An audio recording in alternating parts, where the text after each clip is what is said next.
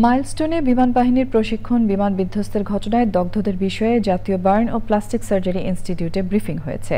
ব্রিফিংয়ে কথা বলেন প্রধান উপদেষ্টার বিশেষ সহকারী ডাক্তার সাইদুর রহমান। সেখানে আছেন মইনুল হাসান। আমরা সরাসরি যাচ্ছি তার কাছে। মইনুল, আপনার কাছে ব্রিফিংয়ের বিষয়ে কি তথ্য আছে আমাদেরকে জানাবেন।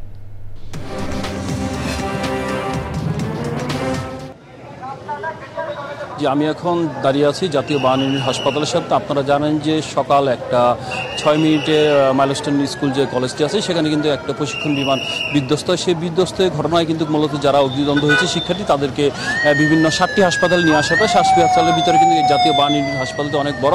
এখানে বেশি সংখ্যক শিক্ষার্থীদের নিয়ে আসা হয় যারা অগ্নিদগ্ধ হয়েছে। এখান থেকে আমরা জানতে পেরেছি রাত 8:30টার দিকে এখানকার কর্মকর্তারা ব্রিফ করে। তারা আমাদেরকে বলেছে যে এখানে টোটাল 17 জন এখানে মারা গিয়েছে এবং 44 জন এই হাসপাতালে তাদেরকে ভর্তি করা হয়েছে এবং সবার অবস্থা আশঙ্কাজনক, সেটি আমরা জানতে পেরেছি। এবং সকাল থেকে আপনারা দেখছেন বিভিন্নভাবে কিন্তু রোগীরা এই হাসপাতালে আসছে, কারণ তারা যারা বেশি দগ্ধ হয়েছে তাদেরকে এখানে নিয়ে আসা হয়েছে, সেটা আমরা জানতে পেরেছি। এবং সকালবেলা কিন্তু যে ঘটনাটি ঘটেছে সেই ঘটনার পরিপ্রেক্ষিতে কিন্তু 7টি হাসপাতাল, টোটাল 7টি হাসপাতাল রোগী ভর্তি করা হয়েছে। সেই মুহূর্তে জাতীয় যে বাহিনীর হাসপাতাল আছে সেখানে 44 জন এবং টোটাল কিন্তু সব মিলিয়ে 88 জন রোগী ভর্তি করা আছে এবং 25 জনের অবস্থা কিন্তু খুবই আশঙ্কাজনক বলে আমরা জানতে পেরেছি।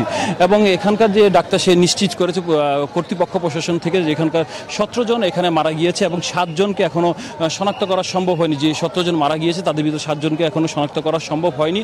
এবং কিন্তু আমরা যেটা জানতে পেরেছি আইএসপিআর থেকে আমাদেরকে জানানো হয়েছে এখন পর্যন্ত 20 জন মারা গিয়েছে এবং 177 জন আহত হয়েছে বলে আমাদেরকে আইএসপিআর থেকে জানিয়েছে। এবং আমরা এখন শেষ পর্যন্ত যতক্ষণ পর্যন্ত অবস্থান করলাম, কিছুক্ষণ পর কিছু কিছু রোগী আসছে এবং তার স্বজনরা এখানে দাঁড়িয়ে আছে, সবাই আহাজার কান্নাকাটি করছে এবং আশেপাশে যে সাধারণ মানুষ অবস্থান করছে তারা সবাই আবেগপ্রবণভাবে হাসপাতালে অবস্থান করছে এবং কেউ পানি এবং কেউ রক্তদানের জন্য বিভিন্ন সেবা যে সংস্থা আছে তারা কিন্তু এখানে অবস্থান করে বিভিন্নভাবে তৎপর রয়েছে। এই ছিল আমার কাছে সর্বশেষ তথ্য।